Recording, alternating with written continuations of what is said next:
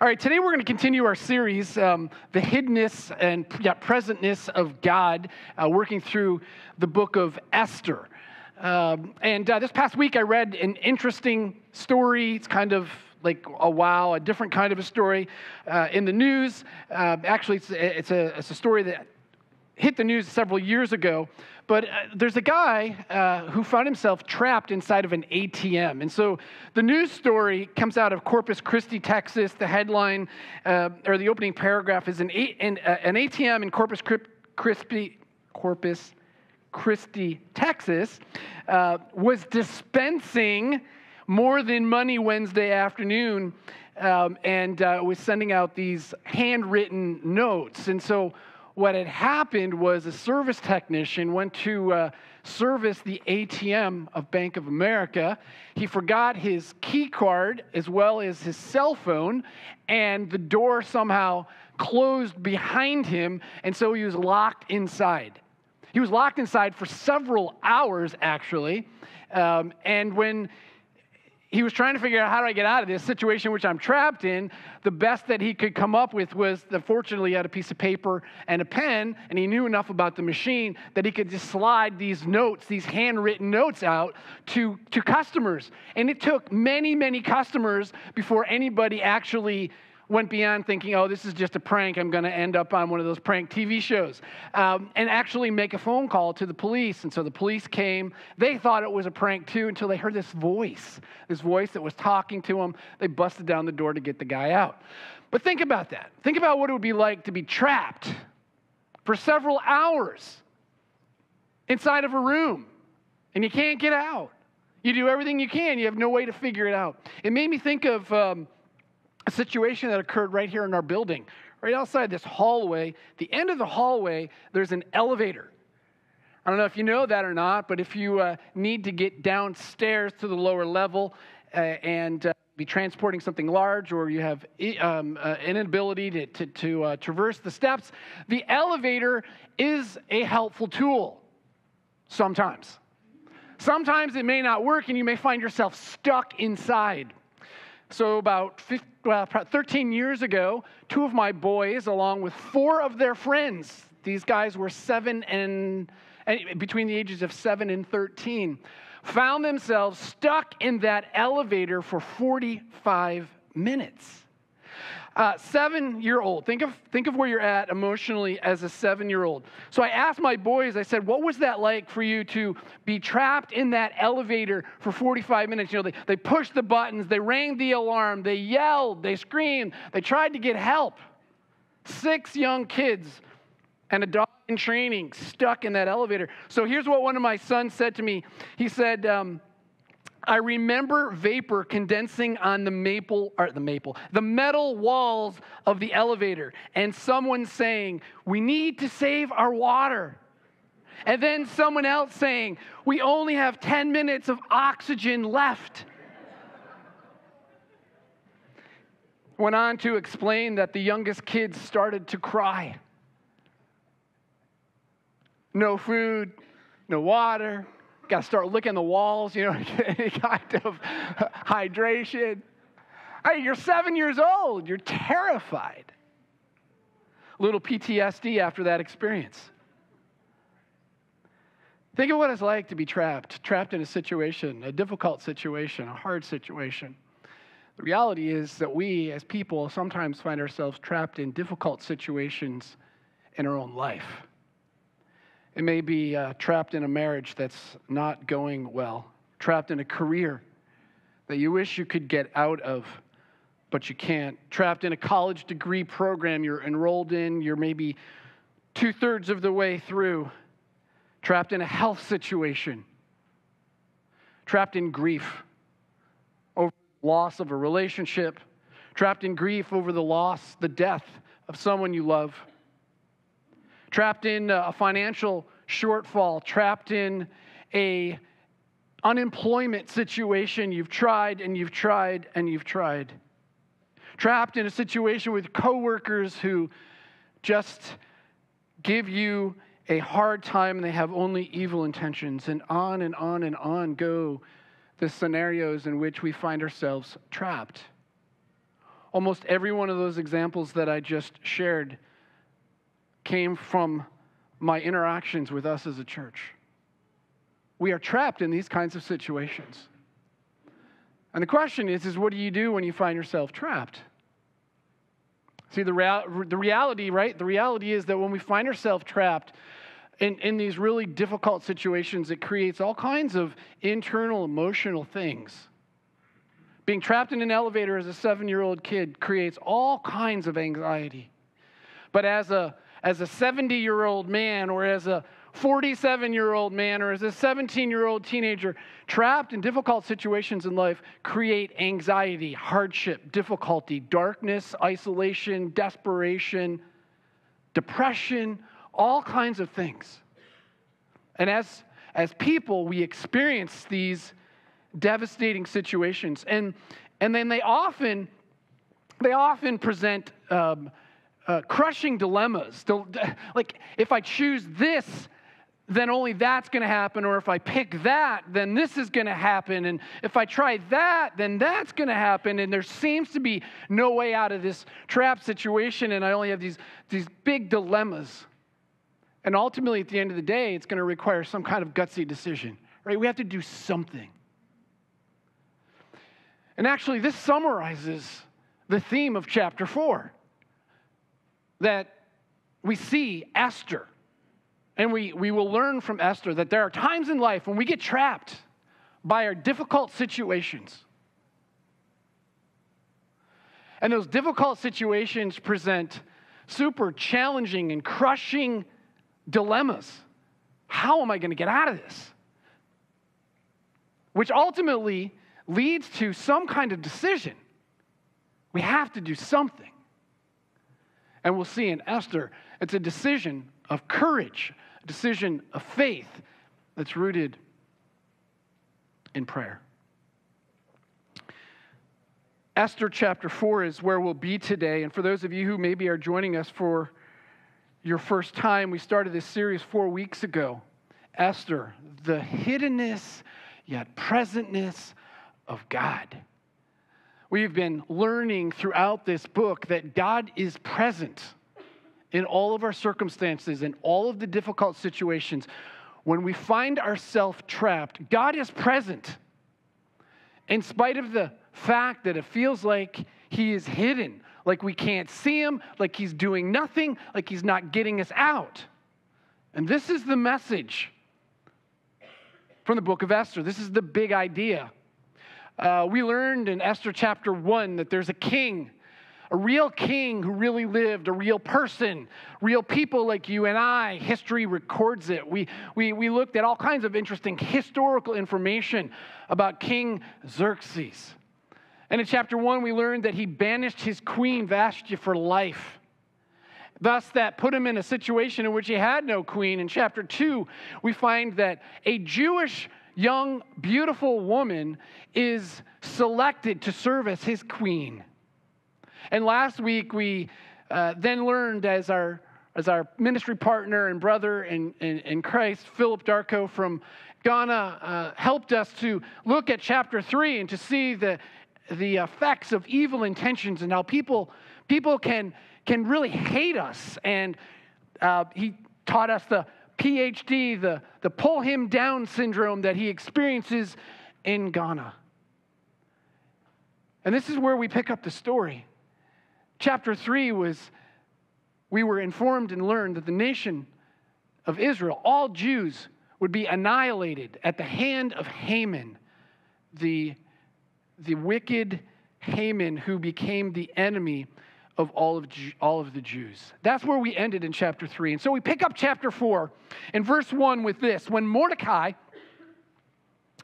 is Esther's cousin who's invested in her and raised her. He's been a character that we are familiar with throughout this 3 chapters. When Mordecai learned of all that had been done, this plan to annihilate the Jews, he tore his clothes, he put on sackcloth and ashes, he went into the city wailing loudly and bitterly. But he only went as far as the king's gate, because no one clothed in sackcloth was allowed to enter it. And in every province to which the edict and the order of the king came, annihilate the Jews, that's the edict. There was great mourning among the Jews with fasting, weeping, and wailing, and many lay in sackcloth and ashes. This is definitely a devastating situation, a complex situation, with a crushing dilemma we're going to find in a few moments, but the devastating situation to think they're going to be annihilated as a people. Now, most of us don't know what it's feel like to be trapped in an elevator, and most of us probably can't identify with what it's like to be trapped in an elevator as a 7-year-old. Most of us, we don't feel what it is to feel what that is. And we hear the story, and we can only think about it, and even me as a father, that's all I can do is kind of think about it and wonder what it was like for my kids and how it's affected them. If you don't know, if you're not in the experience, you don't know. But this is a devastating situation, and Mordecai rips his clothes. He puts on sackcloth and ashes. Now, this is an Old Testament practice. We find it often throughout the Old Testament. With the nation of Israel, the Jews, in moments of grief, of hardship, of a recognition of their sin, would tear their clothes and put on sackcloth. Sackcloth was often a garment made of coarse cloth, maybe goat hair or camel hair, and then the sprinkling of ashes on their head. Note that it's not only Mordecai that participates in this, but it's also all of the Jews living in all the provinces of Persia. Great wailing. They're in a devastating situation. They're going to die. Now, we also see in this text that Mordecai goes to the king's gate. He doesn't go any further than the king's gate. The text tells us this is because of the way that he's dressed. But if we've been reading along in each of the other chapters, we learn that Mordecai spends time at the king's gate.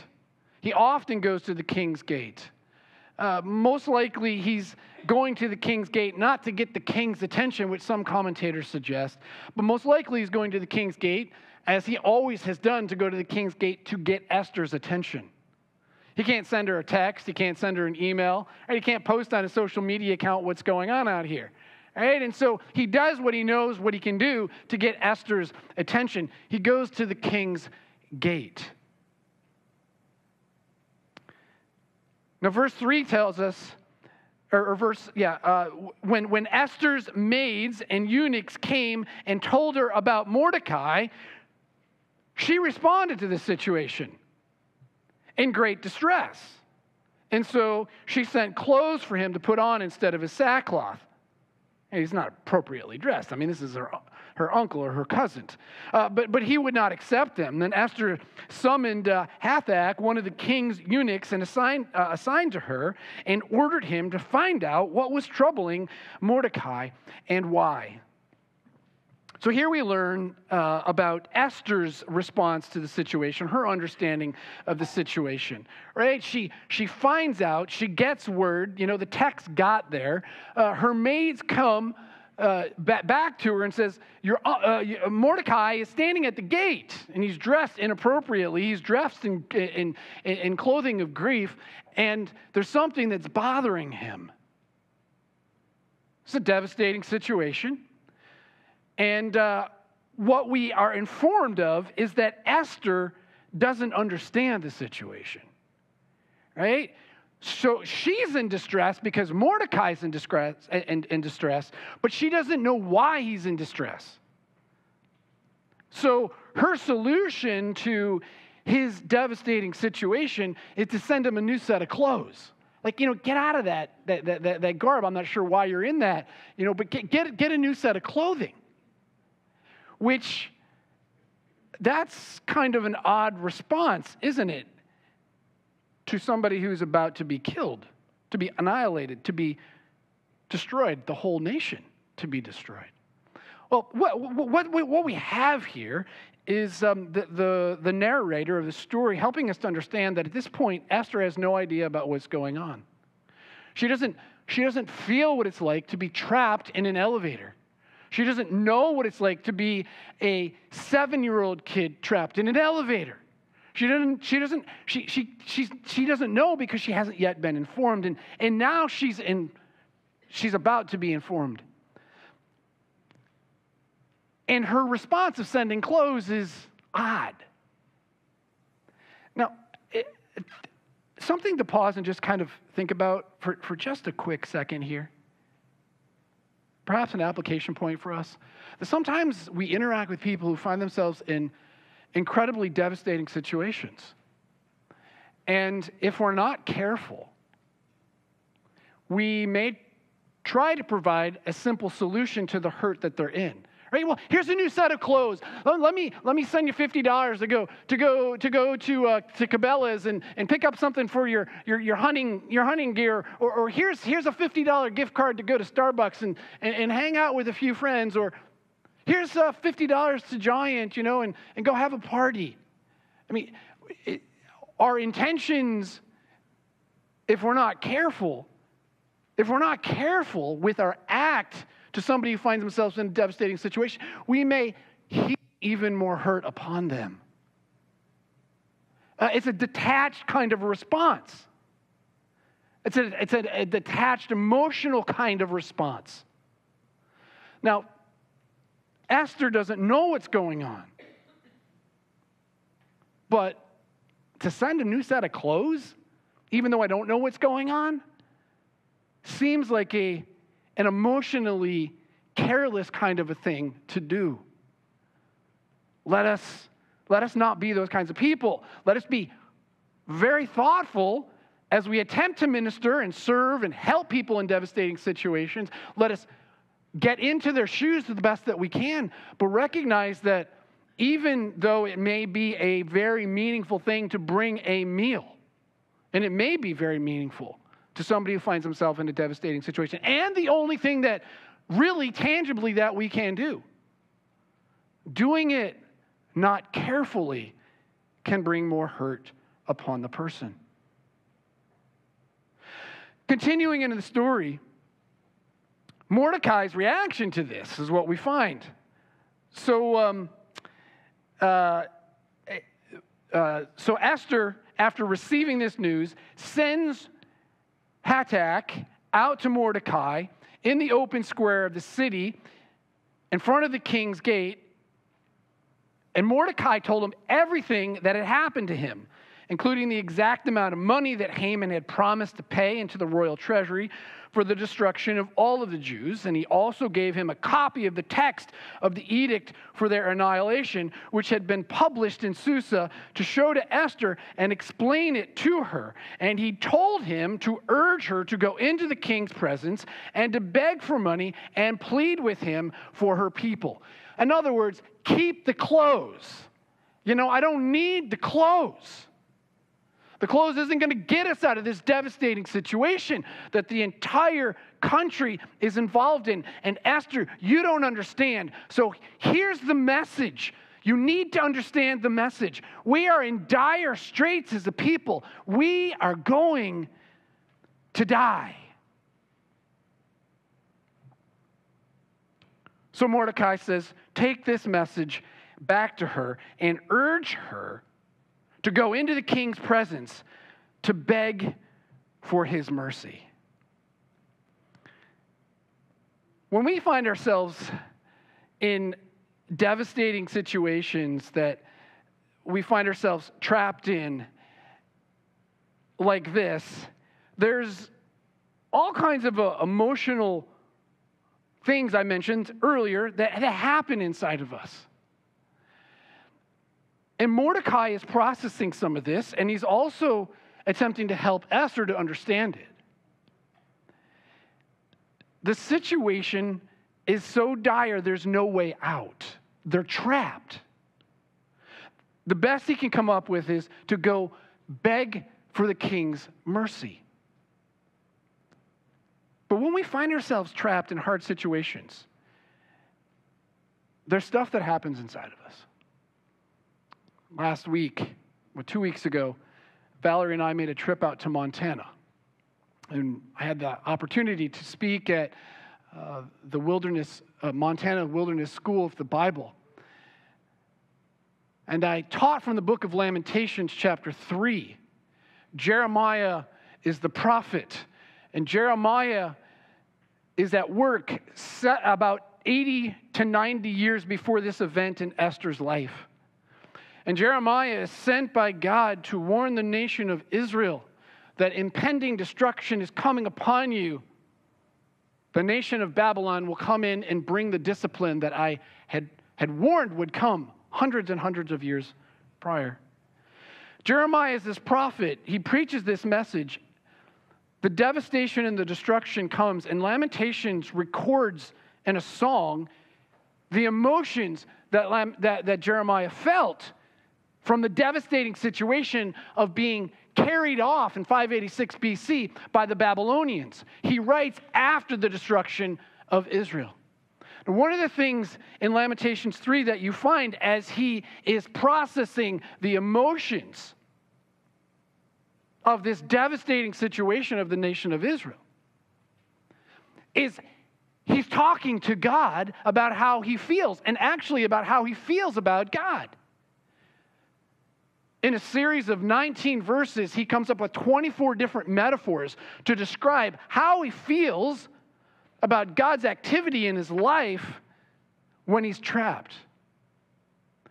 And I list up here just a few of them for us. But he talks about how the situation is like, God, you have walled me in, you have weighed me down with chains. This is just like being stuck in a small little elevator at the end of the hall. This is how he feels.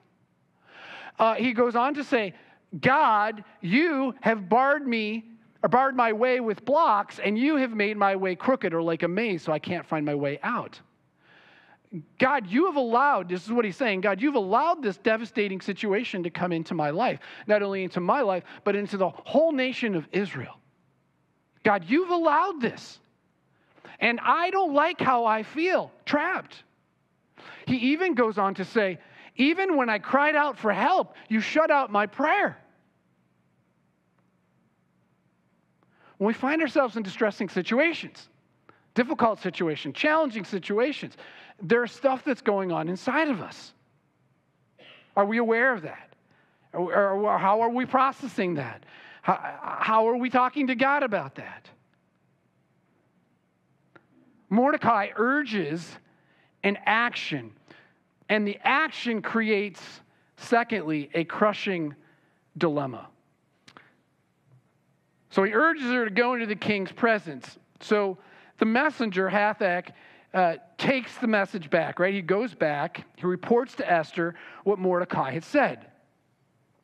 Then she instructed him to go back to Mordecai and to say this, Mordecai, all the king's officials and the people of the royal provinces, everybody knows that if any man or any woman who approaches the king in the inner court without being summoned by the king, right? Without being summoned, the king has but one law. And that law is that that person will be put to death. And the only exception to this is for the king to extend his golden scepter to him and spare his life. But it's been 30 days since I was called to go to the king. Esther finds herself in this crushing dilemma. Like, you propose that I go and do this. You got to understand, king, that if I can't just, or Mordecai, I can't just go to the king and knock on his door. I can't just show up unannounced. Matter of fact, I can't send a request to go see the king. If I do, I die. Now, put yourself in Esther's shoes. Try to feel what Esther's feeling. She's come to understand the gravity of the situation. She's come to understand that this is an incredibly difficult situation for the entire nation and also for herself because she's a Jew. And now she's presented with being the solution to the problem by going and having to approach the king uninvited. If I go and approach the king uninvited, I may die. If I stay here and do nothing, I still may die. If I do that, I die. If I do this, I die. What do? I'm going to die either way, potentially. This is a crushing dilemma. Now, her response to this crushing dilemma is this.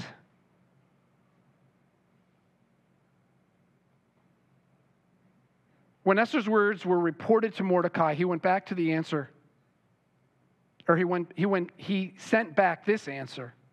Do not think that because you are in the king's house, you alone of all the Jews will escape. For if you remain silent at this time, relief and deliverance for the Jews will arise from another place. But you and your father's family, you will perish. And who knows but that you have come to a royal position for such a time as this. For such a time as this. Now Esther is definitely confronted with the reality of the gravity of the situation. And it's interesting, couple things, right? That Mordecai, first of all, after he gets Esther's reply, if I go and see the king, I might die. Mordecai doesn't just shrink back and go, oh, well, I tried to get Esther to do something to work through this very difficult situation. She's not getting the message, oh, well, we'll have to let somebody else solve the problem. Right? And sometimes that may be, that may be our response to difficult situations. We may offer this or that, but, it doesn't really go anywhere. And so then we just kind of step back and go, well, we'll have to let somebody else solve the problem. That's not Mordecai's response.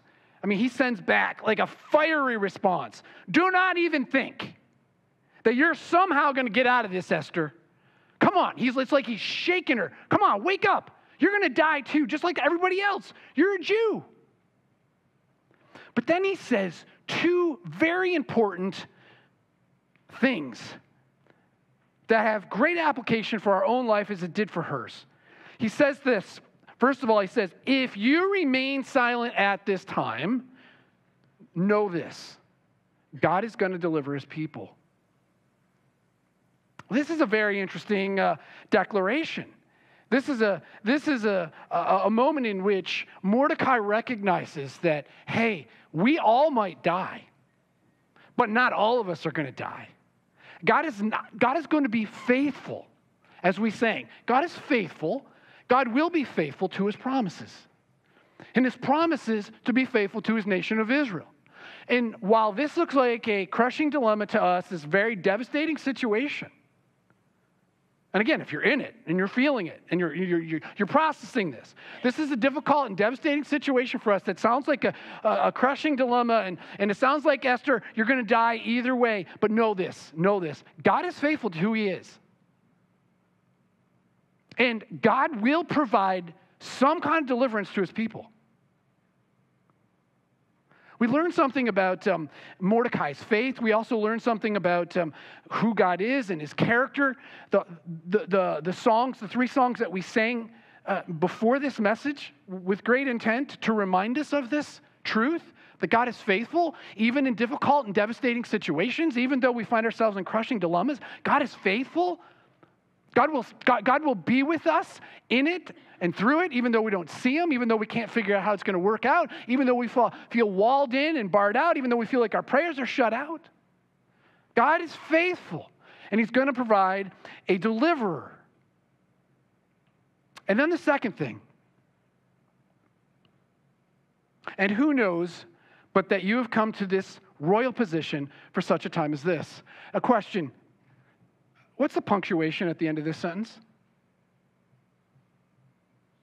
It's a question mark, isn't it? It's a question mark. This is very important. This is very important. Mordecai doesn't make a declarative statement as to what is going to happen into the future. he just raises a question. Who knows, Esther? We don't know what's going to happen tomorrow, but who knows? Perhaps you are in this position, maybe in God's foreknowledge. Before the worlds were created, he appointed you as he appointed Jeremiah. Read in Jeremiah chapter 1. Before the worlds were created, God appointed Jeremiah to be a prophet, to deliver the message to the nation. Maybe, Esther, maybe in God's foreknowledge, before the foundations of the world, he appointed you for such a time as this. And maybe you will be the person through whom God will provide deliverance. Maybe. Who knows? It also might not work out that way. This is very, very important. We live in the present. We always live in the present. And when we find ourselves in difficult situations, we want out of that trap situation. We try to come up with ways to get out of that trap situation. And we may think that if we faith it enough, we can get the outcome we want. Or if we pray it the right way, and utilizing the right methods and the right words, we can get the outcome that we want. Or if we act courageously in the decision that we make, that we will somehow get out of this devastating situation. But maybe not. Maybe not. Maybe not. We don't know the future. Mordecai teaches us a very important lesson. When we find ourselves in these hard situations in life, be very careful not to run ahead thinking that you can somehow predetermine because of X, Y, and Z things that you may do.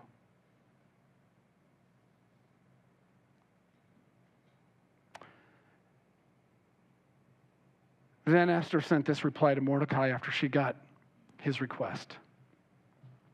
And she said, "Go gather the people, all the Jews who are here in Susa, and fast for me." So now she begins to take action. She says, "Do not eat or drink for 3 days, night or day. I and my maids, we will fast too. And when this is done, I will go to the king, even though it is against the law. And if I perish, I perish." Again, Esther, not knowing the outcome, she has no idea what the outcome will be. She understands. She is convinced by Mordecai's argument that perhaps for such a time as this, God may do something, but he may not. And so she says, "If I perish, I perish." But we haven't gotten there yet. So, in preparation for my act of going to approach the king, let's do this. Let's come together. And so she invites the entire nation to join with her. And the text tells us fasting. Notice the text doesn't mention prayer. Again, another one of those ways in which the author records the hiddenness of God. Prayer always goes with fasting in the Old Testament. It is as though the author is intentionally, again, making this point that God is present, even though he's hidden. Undoubtedly, Esther for 3 days and the nation of Israel pleaded with God. All kinds of prayers, certainly. Perhaps, and I wrote several of them down in my notes. Perhaps this was her prayer. Perhaps she prayed. Prayed for God to move in the king's heart, to grant her favor, the way in which Nehemiah, who preceding this event, just maybe a decade or two earlier, had prayed that God would intervene in the king's heart to send back the nation and grant favor. Perhaps her prayer was to ask for safety and protection and deliverance, the way that Nehemiah asked God for that God to work in the king's heart to give that. Perhaps she asked for boldness and confidence and wisdom in speaking, the way that Jeremiah asked God when God said, I'm appointing you. Or perhaps she asked God to do something miraculous, the way that Elijah asked God to send down fire from heaven and to do a supernatural thing and devour the sacrifice. Or perhaps she just wrestled with God and struggled to lay down her own life the way that Abraham had struggled with God in the laying down of his own son Isaac's life. And I would have to think that Esther in these 3 days pondered all of these biblical characters who preceded her and thought about the prayers that they prayed and the ways that they approached God in their difficult and devastating situation, and probably prayed the same way. And it would be good for us to pray like this as well when we find ourselves in devastating situations.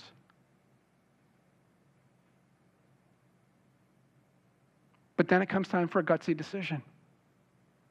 After being all prayed up and supported by the community of believers, the nation of Israel, all of the Jews, the moment of action comes, right? She says, when this is done, I will go to the king, even though it is against the law.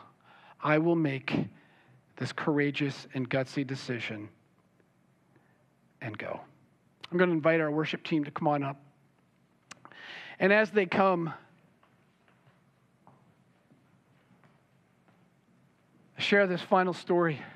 It's a point of application. This past Friday, I found myself with 500 plus other people down at Shady Maple for a prayer breakfast. We were praying for our nation. One of our state representatives got up and spoke, and in it he shared this story. It's the story of Peter Muhlenberg, a minister in the 1776. It was January 21st of 1776. He stood in front of his congregation and he preached a message about Ecclesiastes chapter 3, and there's a time for this and a time for that and a time for this and a time for that. And he got down to the place in which it said, and there's a time for peace and there's a time for war. Earlier in his message, he'd made the case for a righteous and just response to the King of England and the oppression that he was placing upon the people living in these 13 colonies called the United States. We're now called the United States of America. And when he got to that place, time for war, he declared it's a time for us to go to war. He took off his clerical garbs, and underneath, he had a military uniform on, and he marched out of the building and took several hundred men with him, and they went off to war for such a time as this. And as I heard that story, I thought about Esther. I think about us and our difficult situations, the complex dilemmas that we might find ourselves in, and then the gutsy decisions that we have to make. And we make them encouraged, we make them prayed up in faith, never knowing fully the outcome of the situation. We don't know what's going to happen. But I thought, wow, would I be that kind of a pastor? Am I that kind of a person when I find myself in these places to, with great courage, for such a time as this, I'll go to the king, and if I perish, I perish. Church, this is an interesting text. I close with just two comments. One, if you're in Esther 4, I'm talking to two of my brothers in Christ this past week, two pastors. And as I listened to them talk about some of the situations that they were in, I was like, guys, I've been working on this message from Esther chapter 4. And I'm listening to this difficult situations that you are in, and it seems like you're trapped and there's no way out. And man, they really stink. It really stinks. It really stinks. And if you're in Esther 4, it stinks. This is where you're at. It stinks. It's a devastating situation. And if you are there this morning, I encourage you to just stay there. Don't try to run ahead. Don't try to solve it. Don't try to get out of it. Just stay there and soak up Esther. Soak up her response. Soak up her attitudes.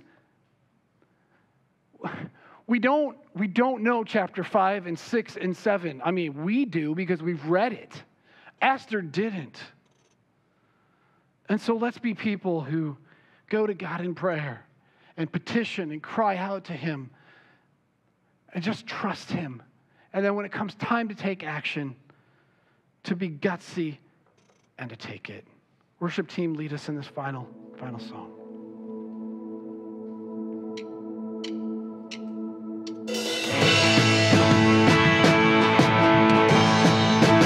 Please stand and sing with us.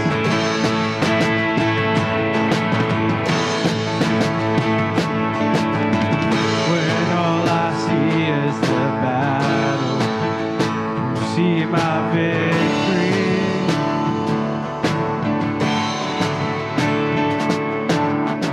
When all I see is the mountain, you see a mountain. And as I walk through the shadows, your love surrounds me.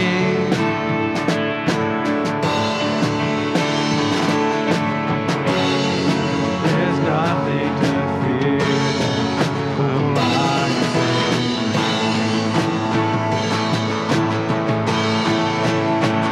So when I fight, I'll fight on my knees with my hands lifted high. Oh God, the battle belongs to you.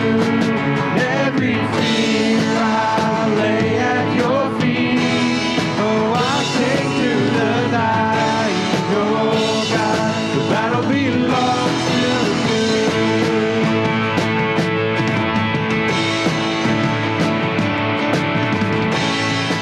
And if you are for me, who can be against me?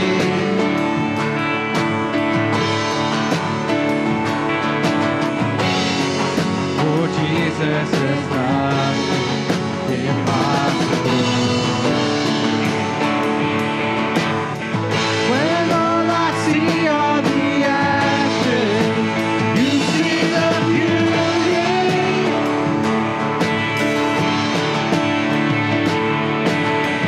When all I see is the cross, God, you see and you.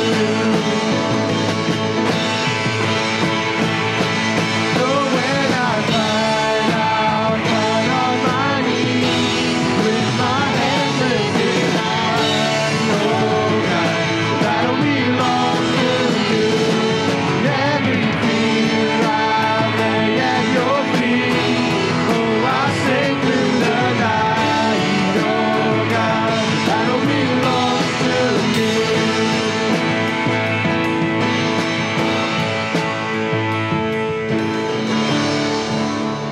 Almighty fortress, you go before us. Nothing can stand against the power of our God.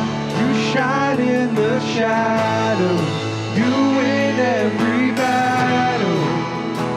Nothing can stand against the power of our God. Almighty fortress, you go before us. Nothing can stand